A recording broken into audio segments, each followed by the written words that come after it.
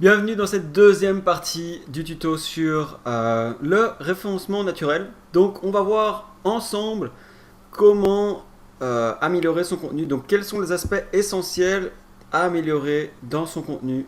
Donc les URL, les titles, les balises H1, H2, H3, les images et les mots-clés présents dans notre site. On va voir aussi toute une série d'astuces qui sont utiles pour améliorer votre site. Donc, si ça vous intéresse, restez connectés.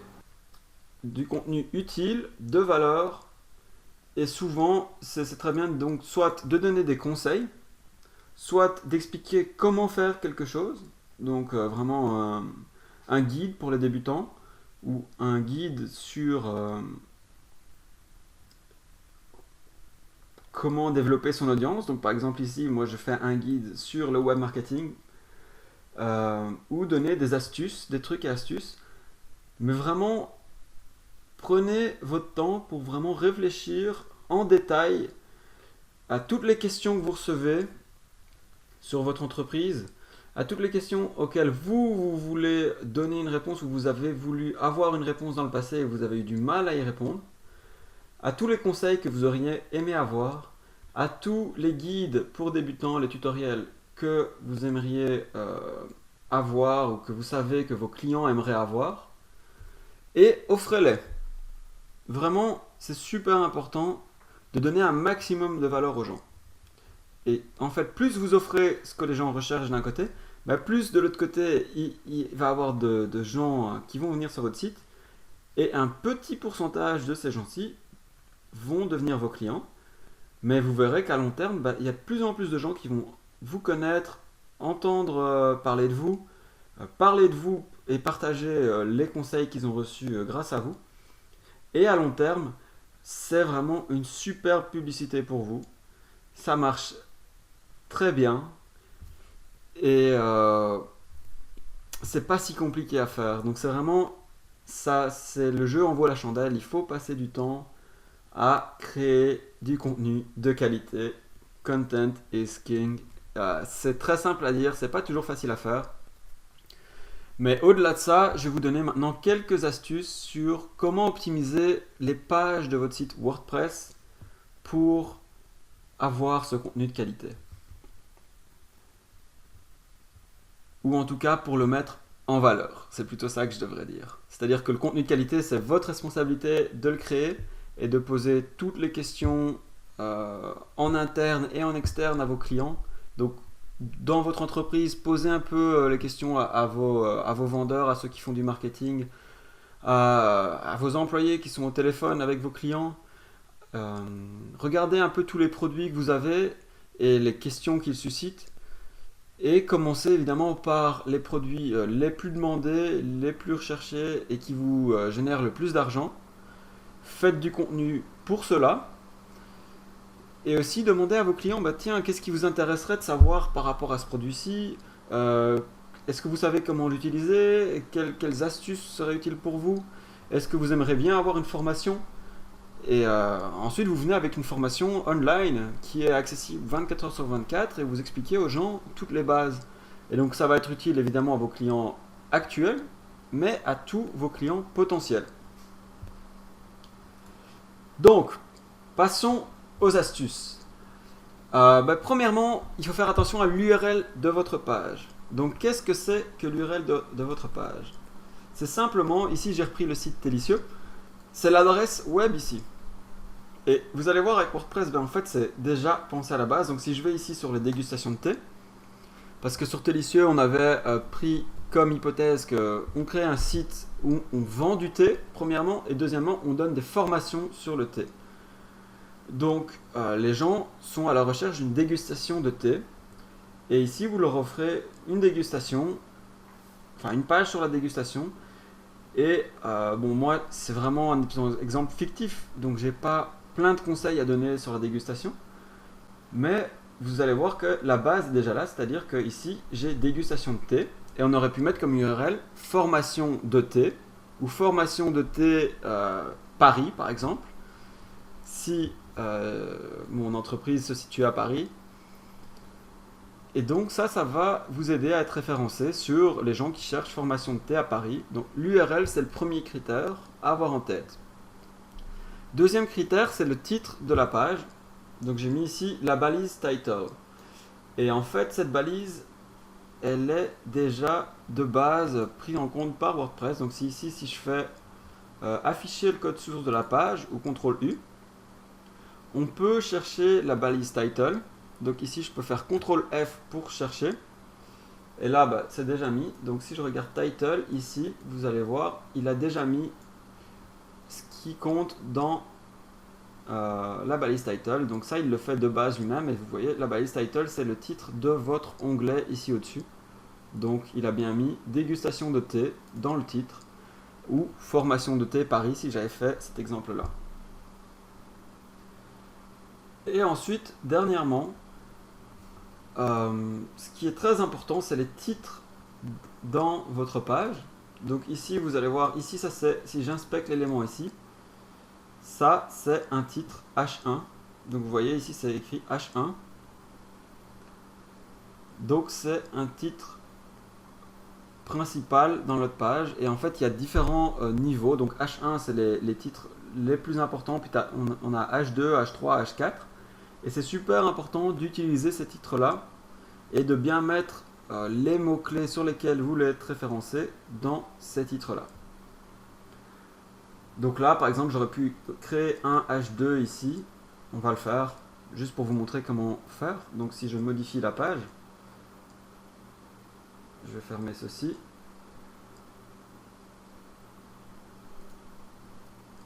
Donc là, je suis dans mon éditeur WordPress classique. Et ici, je pourrais simplement créer un titre H2.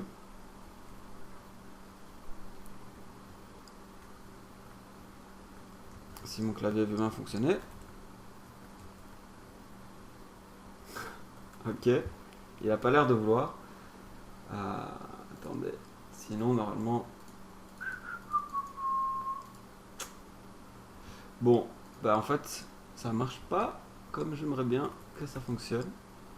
Mon clavier est en QWERTY, donc ça me pose pas mal de problèmes, mais voilà. Donc j'aurais pu mettre formation de T. Ah, et mon clavier est en QWERTY. Ah là là. Formation de T Paris. Bon, je vais simplement copier-coller parce que mon clavier ne veut pas me donner ce que j'ai envie. Et ça aurait été un H2. Bon, évidemment, là, je le fais de façon très rudimentaire et je vous conseille de faire ça bien mieux que ce que je suis en train de faire. Mais donc, si je mets à jour maintenant mon article, vous voyez ici, d'ailleurs, vous pouvez changer directement votre URL. Hein. Donc, vous pouvez changer le permalien pour être bien référencé sur votre permalien. Et maintenant, si je clique ici pour voir la page, vous voyez, j'ai mis formation T Paris en grand. Ça peut ne pas s'afficher comme vous le voulez. Donc là, vous allez devoir utiliser le CSS pour changer la mise en forme. Mais la mise en forme n'influence pas le référencement. Ce qui compte, c'est vraiment le HTML tel quel. Et donc là, si je fais un clic droit et que je fais inspecter l'élément, on va voir que c'est en H2. Donc j'ai bien ceci en H2. Et si j'inspecte cet élément-ci, c'est bien mon H1. Et voilà, donc ça c'est deux critères très importants, ou trois même. Donc le titre, la balise title, mais ça c'est pris en compte directement par WordPress. Il utilise le titre de votre page. L'URL de votre page, c'est aussi pris en compte par WordPress, mais il faut bien faire attention aux options des permaliens.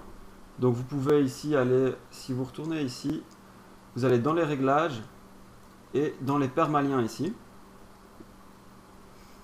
Ou alors vous les faites manuellement, hein. Mais ce qui est super pratique avec WordPress, c'est qu'il peut lui-même vous donner les permaliens que vous voulez. Et ce qui est souvent recommandé, c'est de prendre ici le nom de l'article, donc post name, vous enregistrez, et il va prendre le nom de votre article. Ça en fait c'est pour les articles de blog, mais ici c'est pour les pages et les articles. Parce que sinon, ici il avait de toute façon pris le nom de l'article, mais il rajoutait la date pour le nom de l'article, si jamais c'était un article de blog. voilà, soit tu m'égares là, c'est petite parenthèse. Et dernièrement, bon, j'allais dire les images, mais avant ça, ce qui est super important, c'est les mots-clés dans le texte. Donc si vous parlez de formation de thé, il faut que dans votre texte, on parle de formation de thé. Donc ça c'est important, il faut le citer au maximum, ou pas au maximum, il faut que ça paraisse naturel évidemment. Si vous écrivez formation de thé sur toutes les lignes, ça va de 1 énerver les gens qui lisent votre site, et de 2, Google va trouver ça suspect. Mais c'est bien de citer quelques fois ce terme.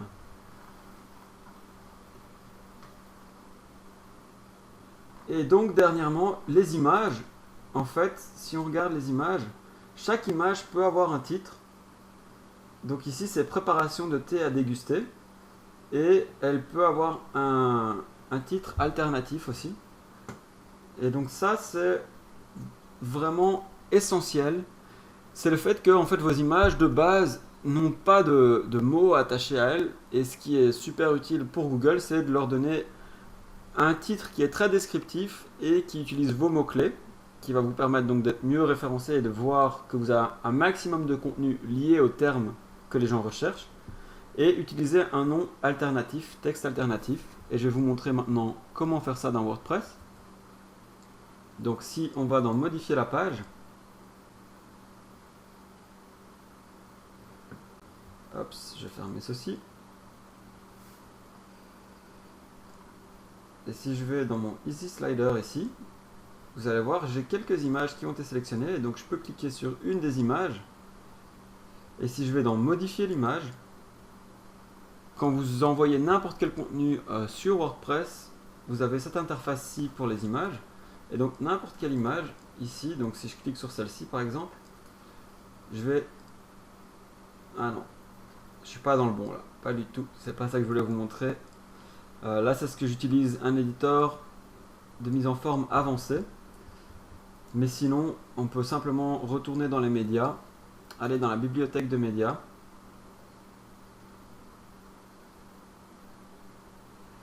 Et regarder à ce que, premièrement, le titre de chacune de nos images soit pertinent par rapport à l'article dans lequel ils sont.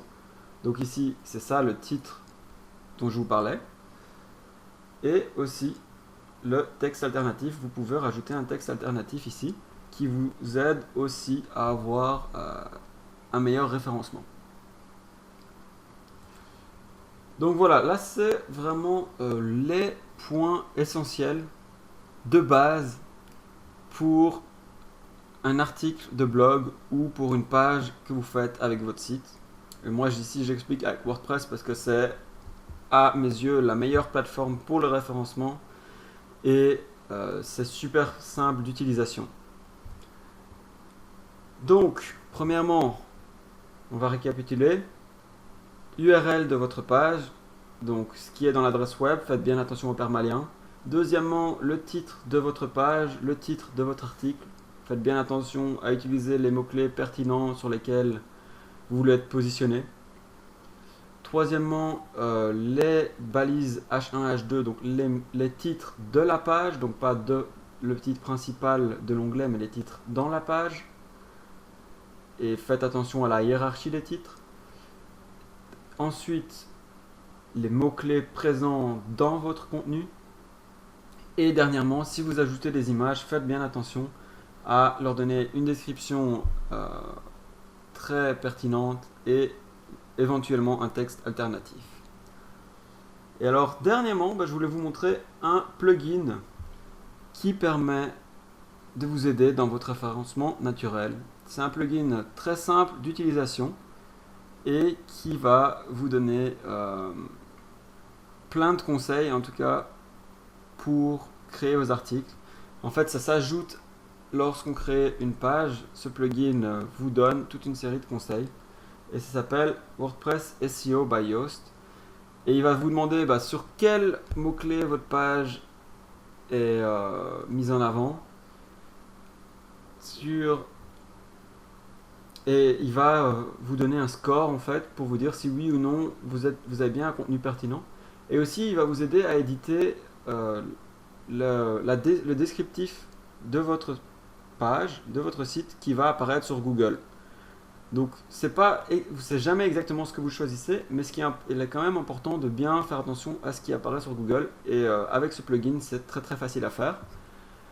Si cette vidéo vous intéresse et que vous voulez voir comment utiliser ce plugin, n'hésitez pas à le demander en commentaire et je ferai une vidéo pour vous expliquer. Là cette vidéo est déjà assez longue, je vais probablement la diviser en 2 parties. Mais si vous voulez une 3e partie sur comment utiliser ce plugin pour WordPress, n'hésitez pas à me le demander et je ferai en sorte de faire cette vidéo. Voilà, je vous remercie à nouveau pour votre attention, pour votre temps. Et si vous aimez la vidéo, n'hésitez pas à le faire savoir, n'hésitez pas à partager la vidéo. Et surtout, si vous voulez être tenu au courant de tous les nouveaux tutos, abonnez-vous. Et je vous souhaite une très bonne journée, je vous dis à très bientôt. Ciao.